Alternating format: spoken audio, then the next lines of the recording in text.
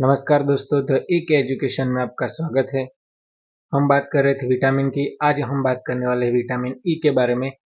हम आशा करते हैं कि आपने हमारे जो विटामिन ए और डी का वीडियो देख लिया होगा। और हम अब बात करने वाले हैं विटामिन ई के बारे में, जो एक फैट सोल्यूबल विटामिन है।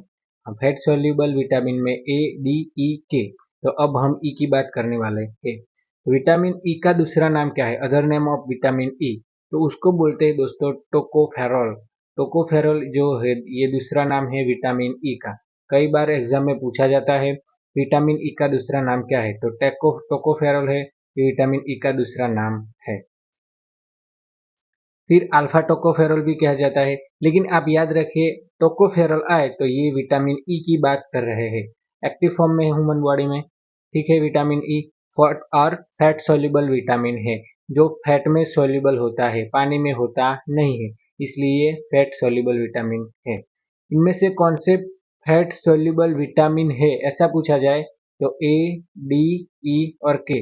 अडेक याद रखिएगा। तो ये जो है ये फैट सोल्यूबल विटामिन है। इसके अलावा है बी और सी, तो ये है वाटर सोल्यूबल, ठीक है। बी में सारे आ जाए, बी कॉम्प्लेक्स के सारे B1, 2, 3 ये सारे आ जाते हैं। तो याद रखें फैट सोल्यूबल ADE के। तो अभी हम बात कर रहे हैं ई के बारे में।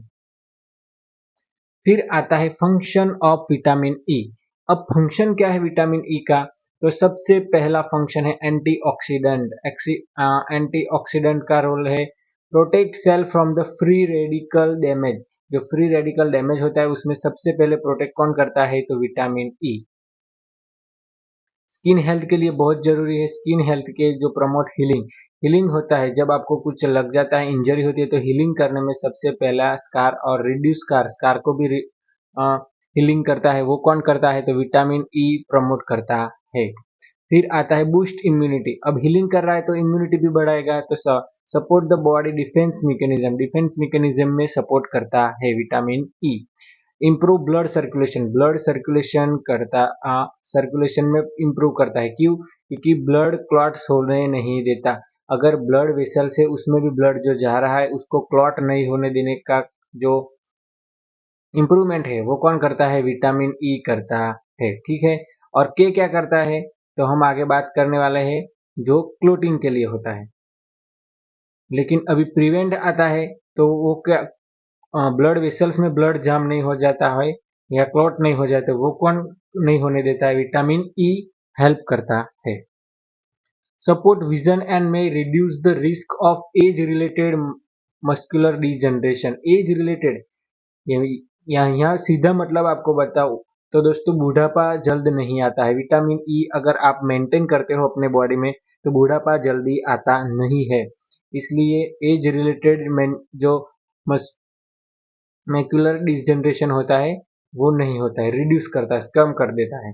तो वो बहुत ही बढ़िया है विटामिन ई का ये फंक्शन। नॉर्मल रिप्रोडक्शन को इंक्रीज करता है। जो रिप्रोडक्शन सिस्टम के ऑर्गन है उसको नॉर्मल वो सबको बनाए रखने में, इंक्रीज करने में विटामिन ई हेल्प करता है। अब सोर्स देख लेते हैं कहाँ से मिलता है ये विटामिन ई। तो पहला सोर्स है फूड सोर्स।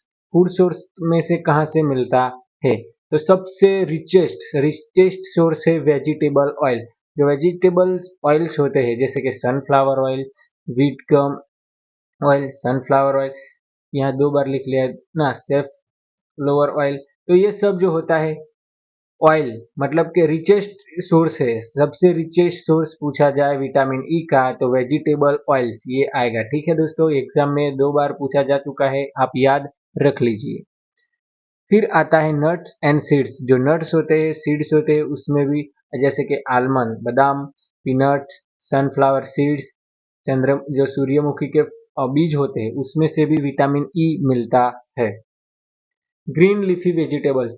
कुछ ग्रीन लीफी वेजिटेबल्स होते हैं जो हरी पत्तियां वाले वेजिटेबल्स होते हैं, शाक भाजी होते हैं, उनमें से मिलता है, जैसे कि स्पिनच, ब्रोकोली, ये जो होता है पालक की भाजी, उनमें से भी विटामिन ई मिलता है, ठीक है।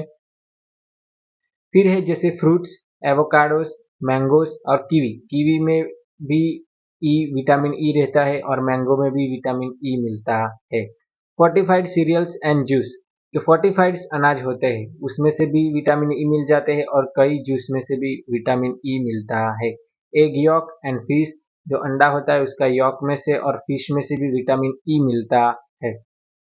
सप्लीमेंट्स, अब फूड सोर्स के अलावा हम कहाँ से अ, ले सकते हैं, तो उसकी अवेलेबल विटामिन ई की कैप्सूल आती है, ई की कैप्सूल आती है और जो स्किन और हेयर के बेनिफिट्स के लिए बहुत ज़रूरी होती है। यूजुअली लेबल उसमें लेबल किया जाता है डी अल्फा टोकोफेरॉल, लेकिन टोकोफेरॉल आपको जैसे दिखे आपको समझ जाना चाहिए विटामिन ई की कैप्सूल या विटामिन ई का सप्लीमेंट है, ठीक है? अब बात करते हैं जब विटामिन ई की डेफिशिएंसी हो जाए, तब क्या होता है? क्या सिम्पटम देखने मिलते हैं? क्या हो सकता है? तो सबसे पहले सिम्पटम ऑफ डेफिशिएंसी, तो डेफिशिएंसी की वजह से विटामिन ई की कमी हो जाए तो मसल्स वीकनेस होने लगता है, विजन प्रॉब्लम होने लगता है, दिखाई धुंधला दिखा देना लगता है, या फिर आपको आई पेन, आई मसल्स में पेन शुरू होता है, मसल्स वीकनेस हो जाता है, नमनेस और टिंगलिंग फील होता है, वीकनेस, वीकेंड इम्यून फंक्शन, जो इम्यूनिटी के लिए जरूरी होता है तो वो भी वीक हो जाती है, और पुअर कोऑर्डिनेशन एंड बैलेंस, हम जो पुअर कोऑर्डिनेशन और बैलेंस, बैलेंस ठीक से बैलेंस करके चल भी नहीं सकते, इतने न्यूरोलॉजिकल, जब ज्यादा कमी हो जाए तो न्यूरोलॉजिकल सिम्टम्स भी देखने को मिलते हैं। हैबिचुअल अबॉर्शन, ये कई बार एग्जाम में पूछा जा चुका है। हैबिचुअल अबॉर्शन में कौन सा विटामिन अफेक्ट करता है? तो विटामिन ई, विटामिन ई की डेफिशिएंसी की वजह से हैबिचुअल अबॉर्शन होता है। जब प्रेगनेंसी रहती है तो एक बार अबॉर्शन हो जाता है 20 वीक से पहले, 20 वीक से पहले, तो उसे अबॉर्शन कहा जाता है। अब 20 वीक से पहले एक बार हुआ, फिर 20 वीक से पहले दूसरी बार हुआ तो उसको बोलते हैं हैबिचुअल अबॉर्शन, फिर तीसरी बार भी हो जाता है। तो ये विटामिन ई की कमी की वजह से भी हो सकता है। तो हैबिचुअल अबॉर्शन का एक विटामिन के रिलेटेड अगर क्वेश्चन पूछा जाए तो विटामिन ई आएगा, ठीक है, हैबिचुअल अबॉर्शन। फिर आता है टेस्टिक्यूलर डीजनरेशन, जो टेस्टिक्यूलर होता है उसमें डीजनरेशन देखने को मिलता है, तो वो भी किसकी वजह से? तो विटामिन ई की वजह से मिलता है। फिर एनीमिया, एनीमिया भी हो सकता है, एच बी डाउन होता है उसको एनीमिया बोलते हैं।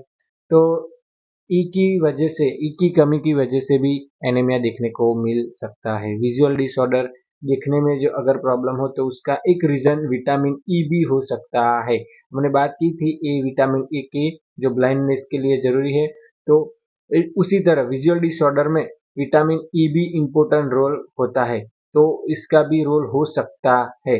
सबसे पहले विजन की बात आए, विजुअल डिसऑर्डर, तो पहले ए को याद रखिएगा, लेकिन एक ऑप्शन में ना हो तो आप ई भी कर सकते हैं, ठीक है? तो ई का भी इम्पोर्टेंट रोल होता है विजन के लिए, इसलिए इसकी कमी की वजह से विजुअल डिसऑर्डर भी हो सकते हैं। अब बात करते हैं daily requirement of vitamin E. एक दिन में कितना विटामिन ई लेना चाहिए? ठीक है, तो यहाँ पर एज ग्रुप की वजह से, जैसे कि इन्फेंट होता है, एक से 0 से 6 मंथ का बच्चा, उसको 4 mg या 6 इंटरनेशनल यूनिट लेना चाहिए डेली इनटेक। फिर इन्फेंट में ही 7 मंथ से 12 मंथ हो जाए तो 5 mg होना चाहिए। चिल्ड्रन 1 से 3 साल का होता है तो उसको 6 mg, 4 से 8 साल के बच्चे को 7 mg, और 9 से 13 साल के बच्चे को 11 mg विटामिन ई लेना चाहिए। ठीक है, विटामिन ई इतना लेना चाहिए, मतलब कि कोई फूड में से या कैप्सूल नहीं लेनी है यहाँ पर, लेकिन फूड में से इतना डेली मिल जाना चाहिए। टीन और अडल्ट, जो अडल्ट होते हैं उसमें 15 mg, वुमन में, प्रेग्नेंट वुमन में भी 15 mg, और ब्रेस्ट फीडिंग वुमन जो होती है उसमें 19 mg। अगर एवरेज आपको पूछा जाए कई एग्जाम में, तो और ऑप्शन में सीधे ये सब ना हो तो विटामिन ई कितना लेना चाहिए, तो ऑप्शन एवरेज में आएगा आपका 15 mg पर डे, जो अडल्ट और प्रेग्नेंट वुमन के लिए बहुत जरूरी होता है। 22 इंटरनेशनल यूनिट या फिर 15 mg, ठीक है, 15 mg daily requirement of vitamin E, तो 15 mg per day. Importance of vitamin E, ये फंक्शन है, लेकिन एक बार रिवीजन कर लेते हैं। हमने जो फंक्शन देखे, तो फाइट ऑक्सीडेटिव स्ट्रेस के लिए, फिर है कीप स्किन यूथ, जो यूथफुल रखने के लिए, हेल्दी रखने के लिए स्किन को, तो विटामिन ई बहुत जरूरी है। Boost fertility specially in males, fertility को बूस्ट करने के लिए स्पेशली मेल में तो विटामिन ई बहुत क्योंकि हमने आगे बात की रिप्रोडक्ट को इंक्रीज करने में, नॉर्मल करने में विटामिन ई का रोल है। ठीक है, slow down age related cell damage, जो सेल डैमेज होता है एज रिलेटेड, तो बुढ़ापा कम करने के लिए भी विटामिन ई डेली जो 15 mg होता है एडल्ट के लिए वो लेना जरूरी होता है। तो slow down age related cell damage, जो सेल डैमेज होता है एज की वजह से वो कम होगा। ठीक है, तो बुढ़ापा जल्दी नहीं आएगा। Support heart and brain health, support heart, जो हार्ट को सपोर्ट करता है, ब्रेन की हेल्थ को भी सपोर्ट करता है। यहाँ एक बात बताना दोस्तों मैं चाहूंगा, एज रिलेटेड यहाँ पर बुढ़ापा जल्दी नहीं आता, इसका मतलब ये नहीं है कि विटामिन ए ज्यादा लेने से आपको आप यंग ही रहेंगे, यूथ ही रहेंगे, लेकिन इसका मतलब है विटामिन ई अगर आप टाइम टू टाइम लेंगे, एक्सरसाइज, इसका एक्सरसाइज और सभी का रोल यहाँ पर होता है। जो हम विटामिन ई पढ़ रहे हैं ये 15 mg पर डे लेना जरूरी है, उसी तरह हम सब विटामिन पढ़ेंगे, वो सभी विटामिन की डेली रिक्वायरमेंट एक स्पेशल रहेगी कि इतना mg पर डे लेना चाहिए, तो इतना सभी लेते होंगे आप, तो आप बूढ़े ज्यादा जल्दी नहीं होंगे। ठीक है, तो यहाँ पर ये इसका मतलब आप समझ गए होंगे कि 15 mg पर डे लेने से सीधा ये अफेक्ट नहीं करेगा कि आपकी जल्दी बूढ़े नहीं होंगे। ठीक है, तो दोस्तों यहाँ तक वीडियो अच्छा लगा हो तो लाइक कीजिए, अपने दोस्तों के साथ शेयर कीजिए, चैनल पर नए हो तो सब्सक्राइब कर लीजिए। अगला वीडियो देखने के लिए यहाँ क्लिक कीजिए और सारे वीडियो देखने के लिए यहाँ क्लिक कीजिए। Thank you.